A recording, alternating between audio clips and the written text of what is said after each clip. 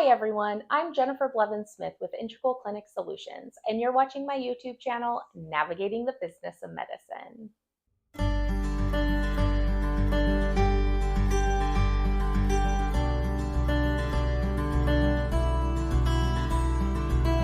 Today I want to help patients understand insurance vocabulary. There are so many different definitions out there, terms that are used by insurance companies for patients to be aware of. And I can speak to you personally as someone who has worked in a medical office for a very long time that it is very hard when patients don't understand their insurance, they don't understand their insurance benefits. And because we are told as staff that we have to gather certain information and communicate it to patients. And then once we tell patients what it is or what we found out, they either get upset with us, they don't understand, and then we're trying to explain it, and then they get frustrated. They just say, okay, like disregard it, and then they get a bill and they get upset, and we try to explain to them that we tried to tell them, and they get mad again about that. And it's just kind of a no-win for a lot of the doctor's offices, and it's also very frustrating for patients because they have made it so difficult to understand. And so this video, I'm just going to go over some very common terminology for insurance information that patients need to be aware of, and you need to know your specific benefits as they relate to these terms. I do not recommend signing up for an insurance without looking up these terms and what your benefits would be. I don't recommend having a policy and not tracking some of these things. And so I will mention that as I go through these 4 or 5 terms that we're going to need you to know as a patient and to empower you to be able to ask the right questions to your insurance company and also communicate to your doctor's office. Okay, so the first thing that we need to know about is the insurance premium. This one is not as difficult, I would say, for most people because we have insurance premiums with our homeowners, with renters, with our car insurance. We all know that the insurance premium is how much we have to pay out of pocket. Usually it's every month or every paycheck in order for us to keep the coverage that we have selected. So a lot of people pay for their medical insurance from their employer, out of their paychecks. So the premium gets taken out however often they're paid. You have other people who might get it off the exchange and they have to pay out of pocket maybe once a month to maintain it. Medicare patients, a lot of times their premium amount comes out of their Social Security checks that they receive once a month. So everybody's premiums get paid at different intervals, but that's how much you have to pay out of pocket in order to maintain your insurance coverage. Deductible. Now, we do have deductibles in car insurance, homeowners, things like that. But if you don't need to utilize your benefits because you don't get in a car accident or you don't have a claim for your house, then you wouldn't maybe understand what a deductible is. So a deductible is how much money you would have to pay out of pocket before the insurance will start covering anything. This is in addition to the premiums that you pay. So this amount does not include your premiums. This is a totally separate amount that has to be paid out of pocket before the insurance will start paying anything for any services billed. So if you have a $3,000 deductible, the insurance expects you to pay $3,000 first out of your own pocket before they will start paying anything. And you might say, well, then why do I even have insurance? And I understand that. The good thing is that if you have insurance and you see a doctor, a provider, a group that is in network with your insurance. So in network means that they have a contract, that your doctor and the group have signed a contract with your insurance company saying, yes, we recognize one another and we're going to work together so we can give patients the best rates. So if you see someone who is in network and participating with your insurance, when those bills get sent to your insurance company, they make the doctor take a discount off of your services. So they make them take off a certain percentage that they've agreed upon in their contract, and they only let you be billed a certain amount. They don't let you bill more than they feel is reasonable. Okay. So that's the benefit. So you do want the claims to go to the insurance, and you want the insurance to adjudicate or process those claims, because what comes back as your responsibility, because you haven't met your deductible, you get that credit towards your deductible at the insurance company. So if you had a $200 bill from the insurance company saying that you had to pay that towards your deductible, the medical office will send you a bill for $200, and your insurance company will give you credit towards that $3,000 of that $200. So then you will now only owe $2,800. And usually you have a whole benefit year to fulfill that deductible. There are many people who are healthy, like myself. Unless we get injured or we get really sick, God forbid, we never meet our deductible.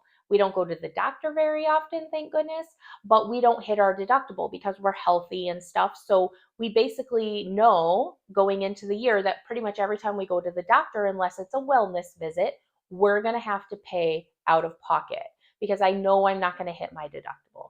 And when you have high deductible plans like $3,000, $4,000, you are offered a health savings account or a flexible savings account. And usually that's through your employer as well, where you can elect to have pre-tax dollars go into your flexible saving account or health savings account to help you pay these bills when the deductible comes through.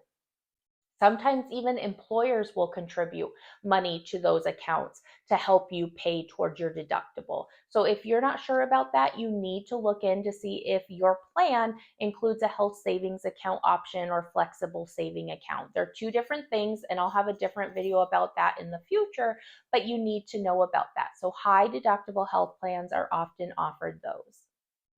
So your deductible is something you have to hit out of pocket before the insurance ever pays. And I'll probably do a whole video just on deductibles. Honestly, there's enough information, but this is just a very high level overview.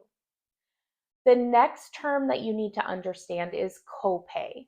A copay is how much you have to pay at the time of service when you see a doctor. Now, there are different levels of copays. There are like just your primary care level of copay, which is usually your lowest. Sometimes and often there are specialist copays, which will be a little bit higher, like when you see your OBGYN or your ENT or an allergist or something like that. And then sometimes there's an urgent care copay that you have to pay if you go to an urgent care. And then there's also an ER or hospital type copay. Now, you might not have all of these, but you need to look at your own plan to see which copays apply to you. Those amounts are something that you've agreed upon when you signed up for your plan, that you agreed and understand you have to pay that before you can see the doctor. So we get a lot of patients in that don't want to pay their copays, or they say they don't have the money to pay their copays. And doctors' offices actually can get in trouble for not collecting copays at the time of service because their contract with your insurance company says, yes, we understand the patient has agreed to pay this and that we are required to collect this at the time of service. So they're actually telling the insurance company, yes, we understand that's part of our requirement from you to be in network. And then you, by signing up with that insurance, you have said, yes, I understand I need to pay this at time of service. So both can get in trouble for not doing that at the time of service. And Doctors' offices understand that things come up once in a while and people might not have the money, but for the most part, they'll give you like a one free no payment and they'll bill you for it. But other than that, they have to collect that. They can't waive the copay, and it's expensive to bill you for it. And I'm not going to lie, a lot of times it's hard to even collect that money from patients after you miss it at the front desk and you have to bill them. So just be aware as a patient, you do have to and are expected to pay that copay amount at the time of service. So make sure you look up on your plan how much you need to pay for each type of level of care, if you will. The other thing we want to talk about is coinsurance. So you might have a plan that says you're an 80-20 plan or a 70-30 plan, and you've probably heard it or you've seen it on paper, and you're probably like, I have no idea what that means. Well, that means that after you pay your deductible, so that $3,000, let's say, God forbid, you broke your arm, you had to have an x ray, maybe surgery, all these visits, you took care of that $3,000 pretty fast in the year. Well, now you fall into what is called a coinsurance. And that means the insurance will start paying towards your visits and you will only be responsible for a smaller amount. So an 80-20 plan means the insurance would be responsible for 80% of the bill and you would only be responsible for 20% of the bill. A 70-30 would be insurance is responsible for 70%, patient 30%. So you want to make sure that you know what your coinsurance would be when you hit that deductible amount. And it's so much nicer when you hit that coinsurance amount. You can still use your health savings or flexible savings account to pay your balances. It still qualifies as an expense, but it's just going to be a lot less. And then you get to the point where you can hit an out of pocket maximum, which is another term that you should be familiar with. And all insurance plans have one where during one benefit year, if you've paid out whatever they say is the out of pocket maximum, you no longer have to pay anything. So if your out of pocket maximum is $8,000 and you've paid $8,000 out of pocket for medical services on your insurance plan, during the same year, you no longer will have to pay a copay, coinsurance, anything. It all is covered at 100% because they said, okay, whoa, you've already spent too much. Now we will pick up the rest. It doesn't happen a lot, I'm going to be honest with you, for healthy people unless you have some big catastrophic injury or illness that happens. But usually people who are chronically ill that have all of these conditions that they're seeing a lot of providers and have a lot of appointments and tests and everything, they usually will hit it towards the end of their year. But most young people don't. Now, you will have probably a family deductible that you'll have to hit. So, like my husband and I have a family deductible of $3,800. So, the combination, I have to hit $3,800 on my own. He has to hit $3,800 on his own before insurance will start picking up on our stuff. And it gets a little complicated. And that's why I can do a whole different video on deductibles on itself, which I will do in the future. But just know the deductible is how much you will have to pay out of pocket before the insurance starts to pay. Your copay is the agreed amount you have said you will pay at the time of service before you see a provider when you chose that specific plan.